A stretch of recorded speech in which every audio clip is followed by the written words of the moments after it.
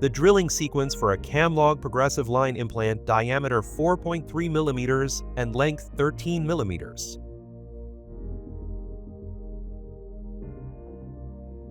The round burr is used for punch marking the cortical bone, which simplifies the use of the drills to follow. In the process, the spherical tip of the round burr is lowered to the equator.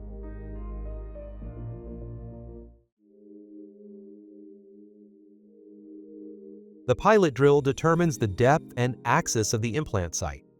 The depth marks on the drill correspond to the implant length 7, 9, 11, and 13 millimeters.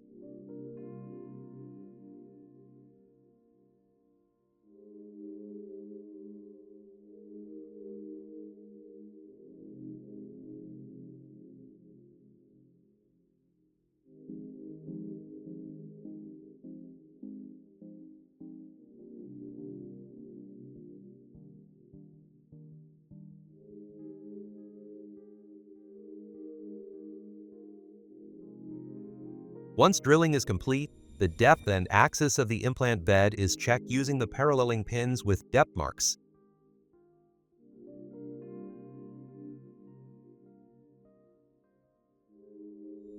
The further drillings are drilled with the form drills.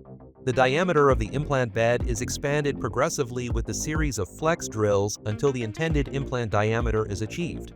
The small graduations in diameter achieve a gentle preparation of the bone. Form drilling 3.3 millimeters.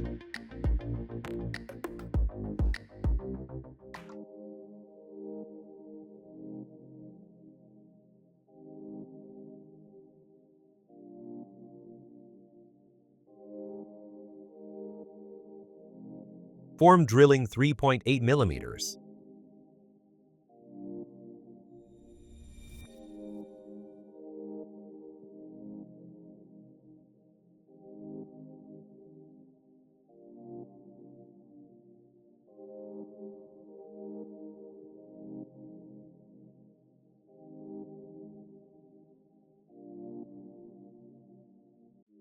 Form drilling 4.3 millimeters.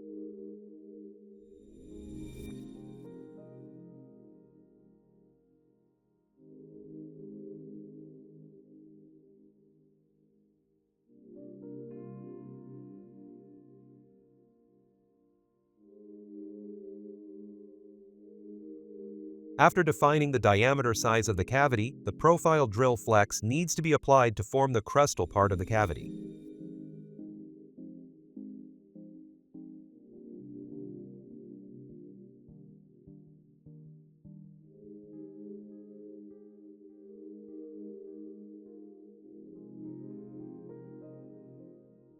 Taps can also be used as an alternative to the dense bone drill in hard bone.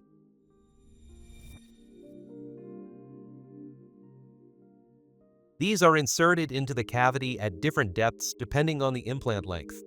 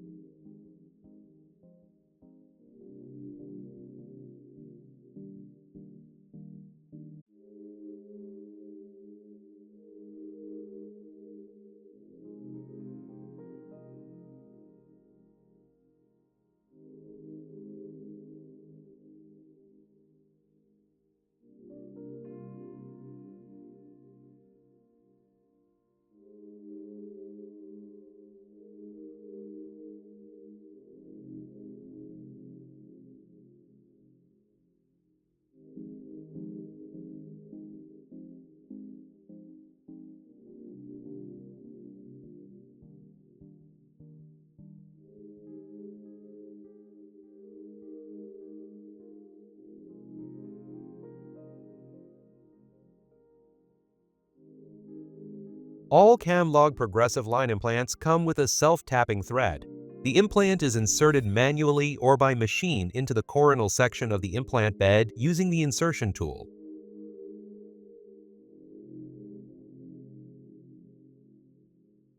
The CAMLOG progressive-line implants Promote Plus are machined over 0.4 millimeters in the neck section and can accordingly be placed 0.4 millimeters supracrestally.